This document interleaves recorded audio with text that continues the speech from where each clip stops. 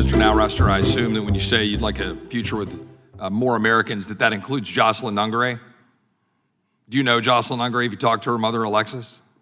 I know of her. She was murdered by an illegal immigrant in Houston. People who were released into this country with a notice to appear in court did not appear and then violently killed a young woman and is now dead.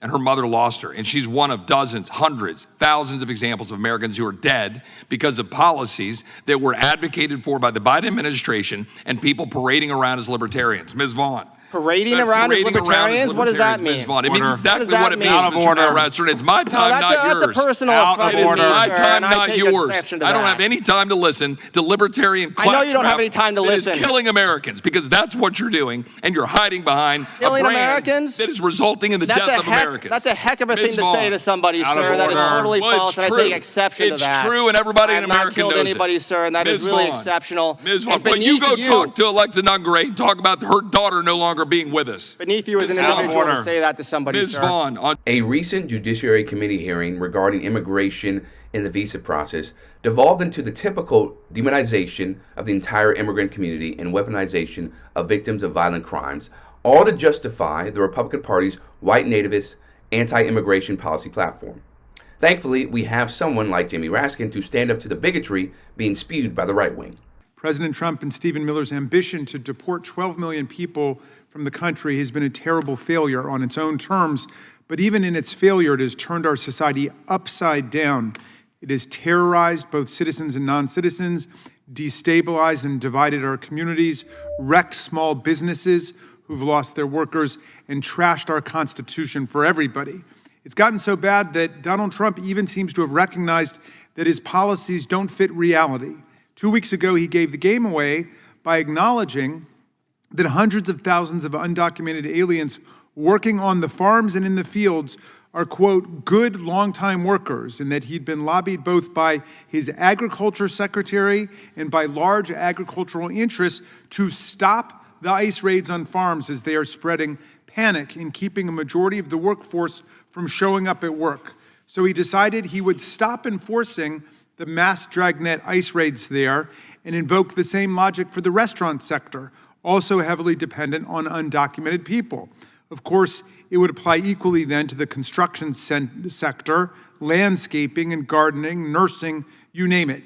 The vast majority of immigrants, even those here illegally, are not rapists and criminals, but hardworking people, essential to our economy, just looking to make a better life for themselves. There's been a lot of discussion recently about a famous case of a visa overstay, that of Elon Musk, who had a student visa, was granted entry to the country, and then didn't go to school and said he never really wanted to go to school, but stayed and was able to get to work. And I wonder, in your response to the gentleman from Arizona, you said, or someone said that there's something like 500,000 people in this context. What are we doing about these visa overstays? And going back to your original comment, would we be better off if people like Elon Musk were kicked out of the country at that point, people who overstay a student visa or a work visa? Would we be better off making sure that everybody was kicked out of the country the day after their visa expired? We absolutely would not be better off. We'd be substantially worse off if that were the case, especially in that example of Mr. Musk. The reason why he did what he did with the student visas and then the tricky H-1B situation, everything, was because there was no other way for him to come to this country lawfully. And it is absurd that in this country, which has been built by immigrants, all of us are descendants of immigrants here in this country today. We have a proud history of being open, that there is no other way for him to come here lawfully, to open businesses, to try his mettle, to create new firms that are multi-billion-dollar, trillion dollars of value that he has created in the world, and other people like him. The government should focus on the security threats. They should focus on criminals. They could go after these folks like ICE went after these Iranians in the last couple days, many of whom had criminal convictions. They should not be wasting their time on people with expired fishing licenses who are student visas. It's not a high priority because they need to go after criminals and national security threats and people like that. Every dollar they spend and every minute they waste going after non-criminals and people who aren't national security threats is a waste. This is the point that so many of our fellow Americans are missing. If we had a properly functioning, non-discriminatory immigration system in the first place, undocumented immigration would become completely obsolete. There's not as much of an incentive as there should be for our politicians to reform our entire immigration system and increase legal immigration, because certain industries and corporations benefit massively from relying on undocumented immigrant labor. This includes both physical labor and white-collar labor from educational visa overstayers. I think you're intimating views that are congruent with my own, which are we should make it much, much more difficult for people to get into America illegally and much easier for people to get into the country legally and lawfully. And I think that we have bipartisan convergence around the first issue, that we want to make it difficult to get in the country illegally, but we seem to disagree about the importance or the value of allowing people to get into the country lawfully. I think that our temporary chairman here said, and please correct me if I'm wrong, mass migration is the single biggest existential threat to our country today. What do you think about that, as, setting aside climate change, terrorism, social and racial division? Is mass migration the biggest threat to our country? If we had massive lawful migration, would that be a bad thing for America? The use of existential threat to describe undocumented immigrants is blatant white supremacy, y'all. And it works to sow division along racial and ethnic lines, which is done so that the American people don't unite along class lines instead. The overuse of the word existential is a prime example of threat inflation, of trying to terrify people for no good reason.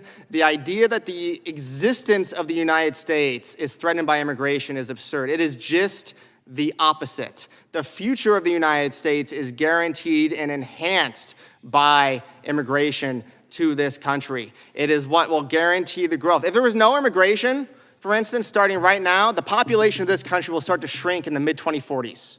There will be fewer Americans. There will be a smaller America unless we expand or at least continue the legal immigration that we have now. Okay, so why do you think immigration has become such a vexed political problem? I know historically we've gone through periods of anti-immigration fervor and xenophobia, but if we've got the grounds for bipartisan compromises we've seen repeatedly, why do some people keep on wanting to use this as a political club? So I think it's obviously a vote getter. It obviously infuriates a lot of people. And to be totally fair to these folks who I disagree with, I do think people see chaos and they really don't like it, right? But I think the chaos is caused by our restrictive immigration system overwhelmingly. And if we want to get control in the long term, we need to do what you suggest, which is expand legal immigration opportunities to the United States. Enforcement matters, but legal immigration matters a ton too. And when you think about all of this, the social and economic forces in our country have really played a huge part in our country's anti-immigrant sentiments and cognitive dissonance it takes to believe the right wing's position on immigration.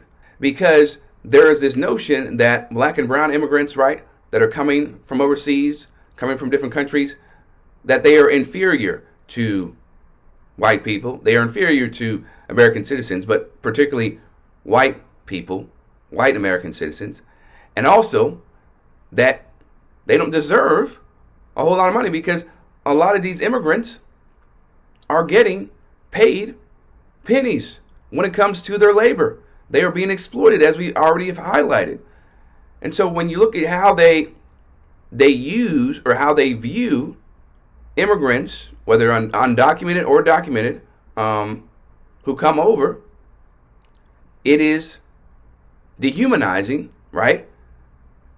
In terms of their just overall perspective on these people. But then also, you have these corporations who exploit the heck out of them because they know there are people who are desperate enough to be willing to be paid the lowest dollar amount because they have no other choice. It's really gross, and we should not stand for it whatsoever. For Rebel HQ, I'm Chris Williamson. We'll see you next time.